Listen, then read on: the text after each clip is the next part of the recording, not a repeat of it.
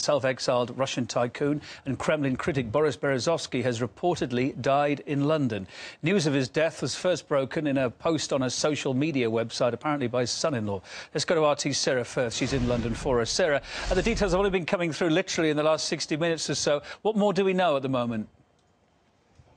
Well, confirmation at the moment coming from former exiled tycoon Boris Berezovsky's lawyer, who said he received a phone call from London. It's also thought his son-in-law posted the information about the death on Facebook. The police here haven't confirmed it yet, but it looks like Boris Berezovsky died today at his home in Surrey. Now, circumstances and details of the circumstances of the death remain unknown at this time.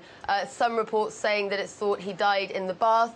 At the moment, as we said, no information from the police on exactly what happened, but of course lots of questions being raised and lots of speculation about exactly what happened. Of course, a very, very high-profile court case most recently that he lost. Berezovsky seems to have struggled in his late business years. Was that really the case? Because surely he was a man still of substantial means.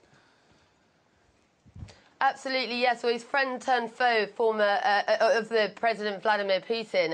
He chose self-imposed exile and was granted asylum here in Britain. But he's had a number of high-profile court cases here. Now, interestingly, President Putin's press attaché, Dmitry Peskov, has said that a letter was sent by Berezovsky to President Putin asking for forgiveness and asking him if he could return home. Now, we know, as we said, those court cases, some of which were ongoing, certainly damage to his assets. I think he had £200 million in assets frozen in a court case with his ex-lover. He had a very high-profile court case which he lost against Roman Abramovich.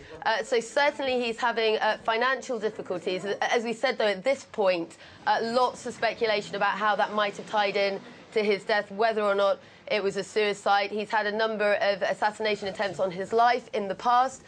So, of course, there are lots of questions being raised about this death at the moment. But as we said, confirmation this time coming from his lawyer and from relatives of Boris Berezovsky. All right, Sarah, thanks for bringing us up to speed there with what you know. As I say, those details coming in thick and fast now in the last 60 minutes or so. We'll follow it up as well.